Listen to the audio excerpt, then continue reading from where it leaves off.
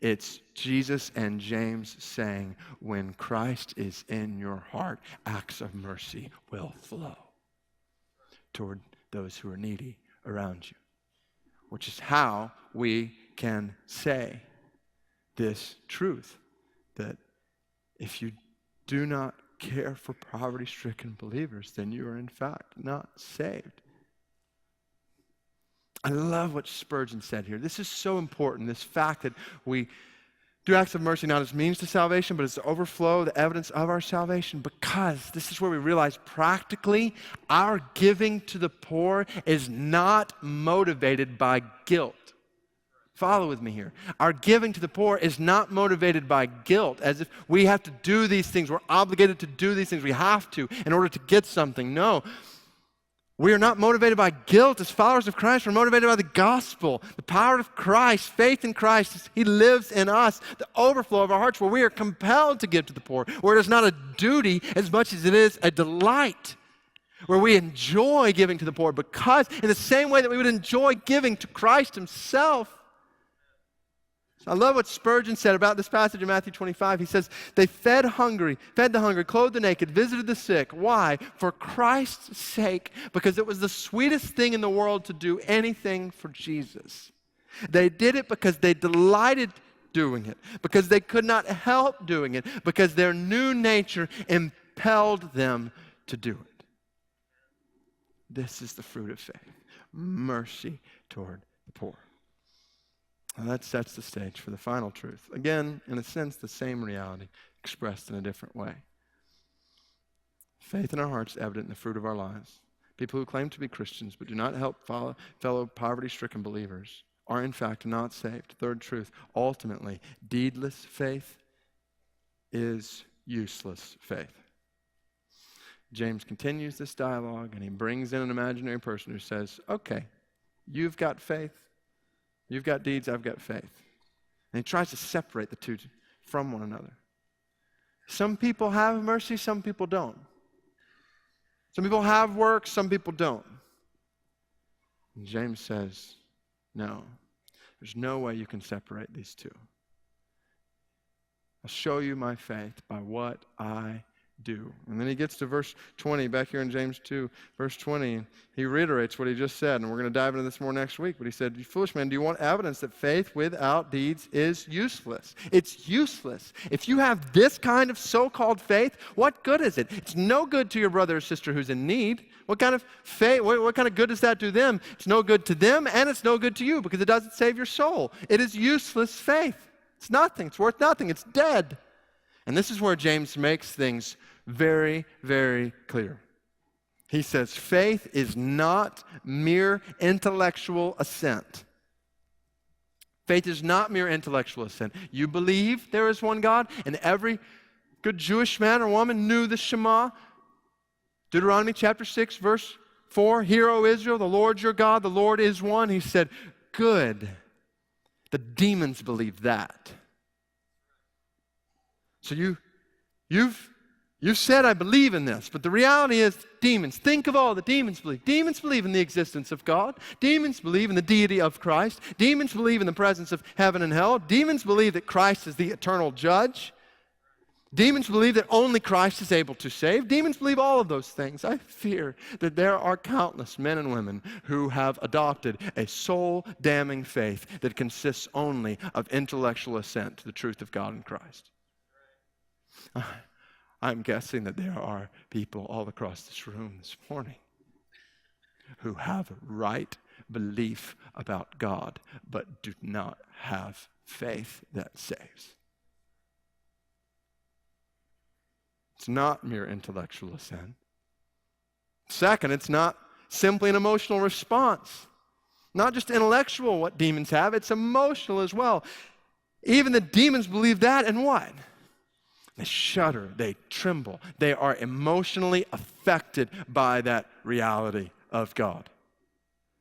Faith, not merely an emotional response. I wonder how many of us have based our eternal security, our understanding of faith based on our feelings at any particular moment.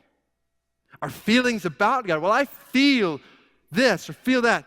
Faith is not mere intellectual assent, and faith is not simply an emotional response. You can have both of those and still be on the same plane as demons. Faith involves willful obedience. That's the point.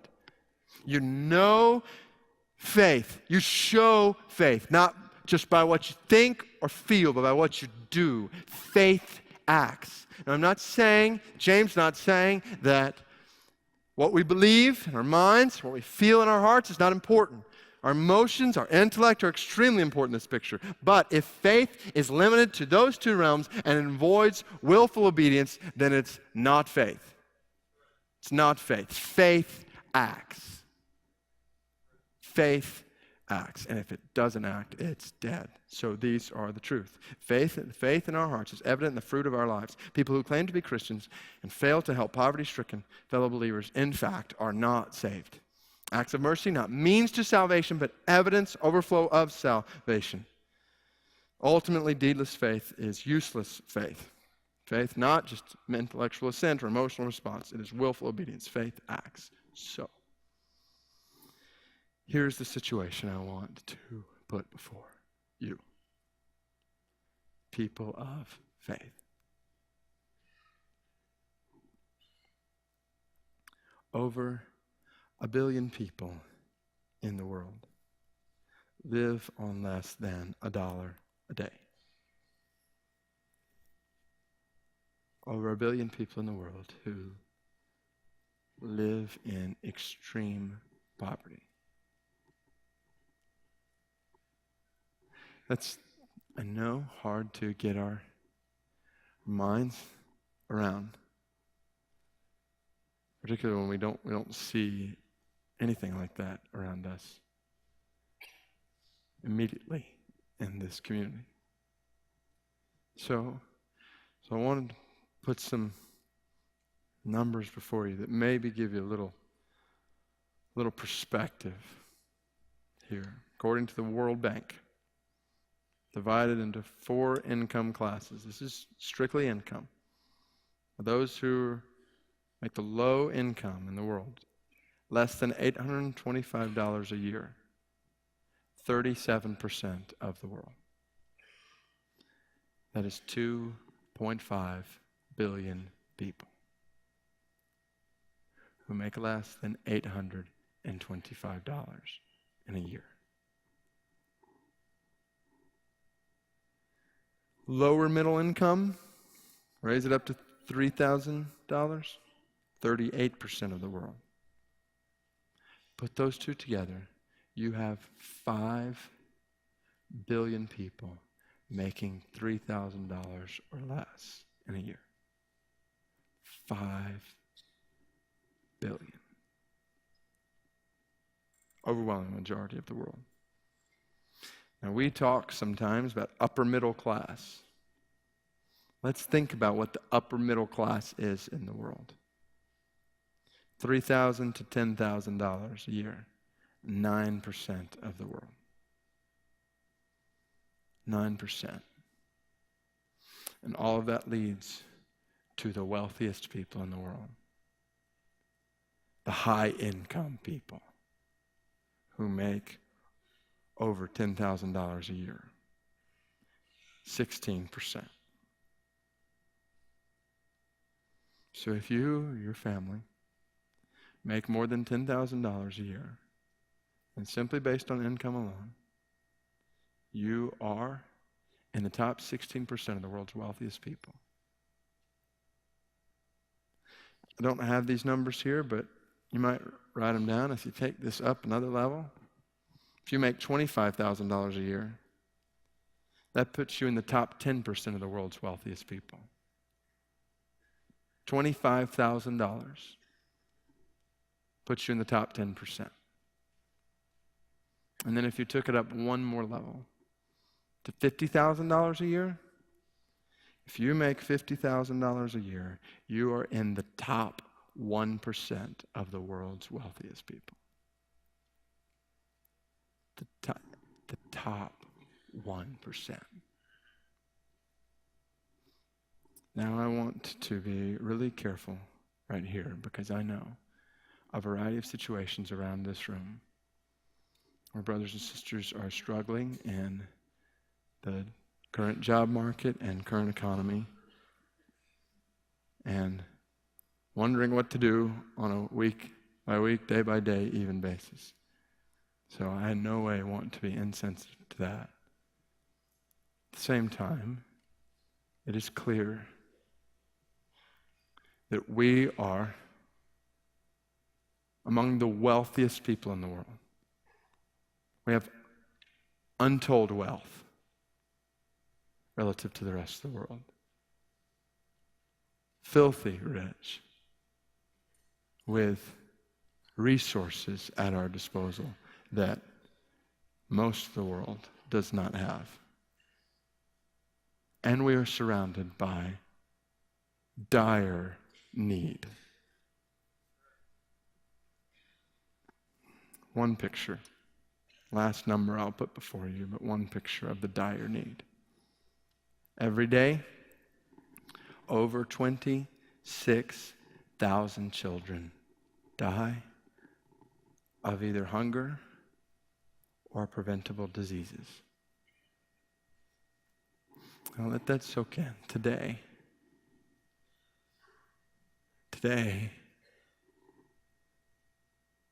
over 26,000 children will die because they did not have a meal or because they had a disease that could have been prevented. Malaria, children dying of diarrhea.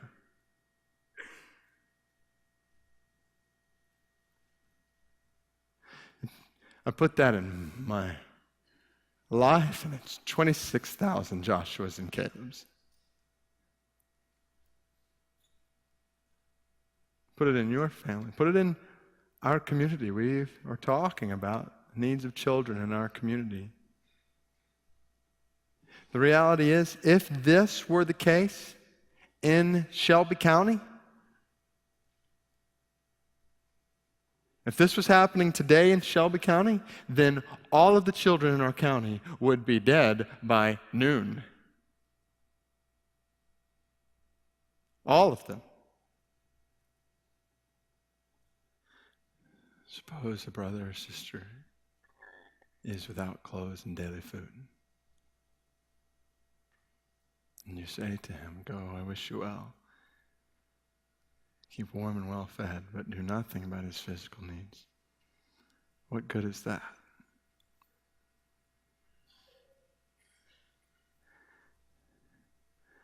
I put these truths before you, this situation before you, not to pour guilt upon you, but to arouse faith in you.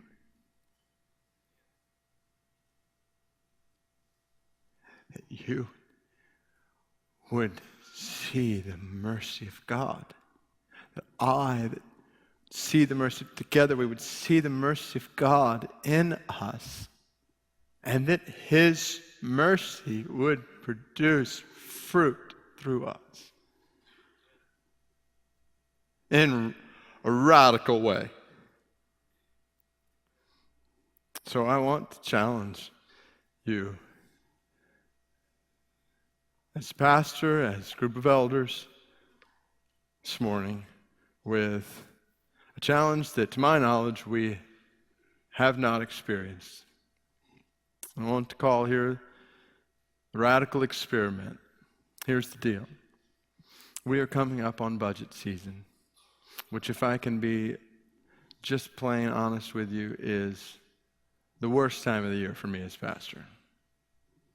Because every time we get to this point in the year, we come face to face with the reality that we are still spending His church on ourselves and our preferences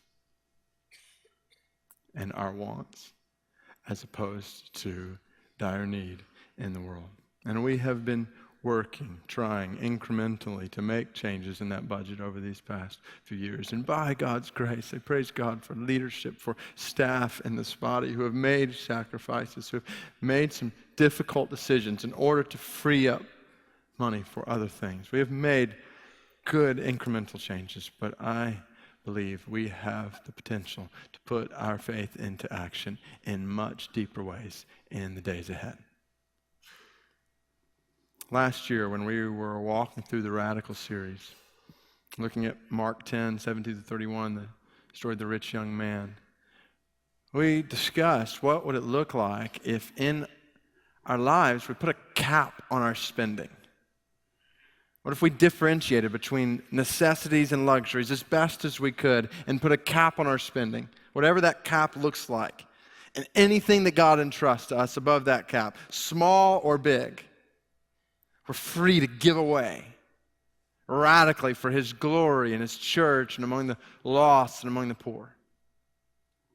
One thing that my family and I have learned over the last year, I think, is that it's easier to give up something when you know the benefit that is coming from that. It's easier to sacrifice something when you know someone or something that is going to benefit as a result of that sacrifice. So we began thinking, elders, we began discussing, what if we had a practical need that we could meet with every single dollar we could save or sacrifice? What if, hypothetical example, what if in light of these realities, what if you could feed one of these starving children for $100 in a year? Just hypothetical example. If so, then what would it look like for us to go through our church budget and every line item possible ask the question, is it better for us to spend money on this or for a child who has no food for the rest of the year? And we began to say, we're going to sacrifice our wants and our desires for that which God has clearly said is most important to His heart. What could happen as a result of that? It would put our stuff in the church in perspective, and it would free us up to give radically for the sake of the glory of God and His church and among the lost and the poor. So here is the challenge, radical experiment for 2010.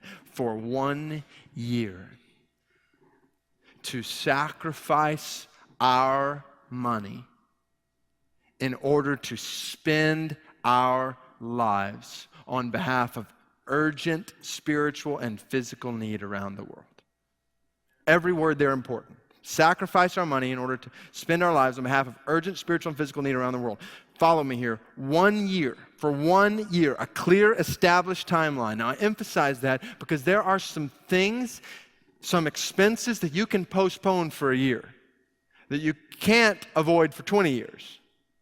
So we're talking in a clear, established timeline. For 1 year, let's sacrifice all the stuff that appeals to our preferences and our desires and our wants. Let's sacrifice it all. For 1 year in our lives as Christians in the church, let's put that aside, die to self, and say, for this year, clear, established timeline, let's make radical sacrifice. Every possible dollar. Every possible dollar, any and every place that we can save. Not just talking excess, the things that we don't really need anyway. That's not sacrifice. Sacrifice is giving when it hurts. Giving not according to our ability, but giving beyond our ability to give. To sacrifice every possible dollar for radical spending, urgent, specific need. This is key.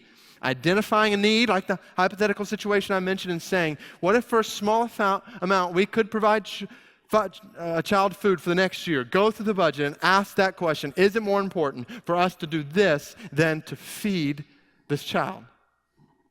I'm talking two different avenues here. Follow with me here. One, as a church. For the church at Brook Hills to say, for 1 year, we are going to radically change the way we do church in a self-centered, self-entertaining culture, not just culture, a self-centered, self-entertaining church culture. We are going to sacrifice, die to self, and we're going to live out our faith in a radical way for the glory of God. With the way we spend our money as a church to do this, we are going to sacrifice the way we maybe have even grown up or have expectations for what church looks like. We're going to sacrifice that so that families can eat and live. And then, as individuals and families, what if individuals and families across this room took the next year and we all did individually what together we are going to do corporately? What if we all took our spending on a daily basis and began to look at it through the lens of a real, dire, urgent need around the world? And we all said, for 1 year in our lives in affluent Birmingham, Alabama, United States, for 1 year in our lives, we are going to sacrifice extravagantly so that we can spend our lives on behalf of the poor in the name of Christ. What could happen if we radically changed our lifestyles and the way we did church for 1 year? Now, I shared and we discussed this 2 weeks ago as an elder body, and as we were talking about this, praying and thinking through this, it was powerful the way the Spirit of God just took hold in that meeting. And brothers saying, yes, we want to, we need to do this. And then one brother spoke up. And he said, I'm wholeheartedly behind this, but he said, but I think it would be the grossest sin for us to wait until January 1st, 2010 to start caring about children who are dying if they're dying today. And so we began to pray and talk. How can we do this as soon as possible? But that's where we came to the conclusion that in order to do this as a church, it is going to take the whole church. That it involves all of us as a church saying we want to do this. And so we began meeting with different leadership teams in our body, those who deal with finance and other things, with staff. And we began talking about what this would look like. And my goal is to meet with some more of those leaders this next week and come back to you next Sunday with a proposal to put before this body to say, here's what we can do right now, and here's how we can get geared up for 2010 and this picture in action. And I want to bring that proposal to you, just like by no means there's nothing about this in the bylaws. No means do we have to do this, but I believe it is important for our faith family to decide together if we are going to be on board with a picture like this. But to bring to you, just like we bring other major decisions we have as a church to this faith family, bring a proposal next Sunday. We're going to have 2 weeks, like we normally do with other decisions, to pray through, discuss that picture, and then 2 weeks later have the opportunity to affirm that proposal if the Lord so leads. To say, how can we do this now and in the days ahead? And the reality is, and the reason I emphasize that is because I am convinced doing something like this would require a unified focus in this body, greater than any other unity we have ever had to have before. Because I am convinced the adversary would like at every turn to keep this from happening. And the adversary would like at every turn to get our eyes off of what is important onto what we want and what we desire and what appeals to us. I think the spiritual battle involved in this picture is huge, and therefore it involves all of us on our faces seeking after God. A unified focus, not just focused. I don't want to say unified focused on the poor, on these children, their families. Because it's more than that, a unified focus on the glory of Christ in the poor. And hearts that are saying, we want to feed Him. We want to clothe Him. We want to serve Him. By His service in our hearts, He has aroused faith in us. We do not want to merely listen to the Word and so deceive ourselves. We want to do what it says. We want to go running after Him. And that kind of unified focus on Him, I think, radically changes the way we do church. And so, what I want to today invite you to do is twofold. One, I want to invite you as individuals and families all across this room to begin praying, begin considering doing this in your own life and in your own family. I'm not saying I know, or any of us know all that means, but my challenge is to begin praying and considering what it would look like for you in your life and you and your family to do this for a year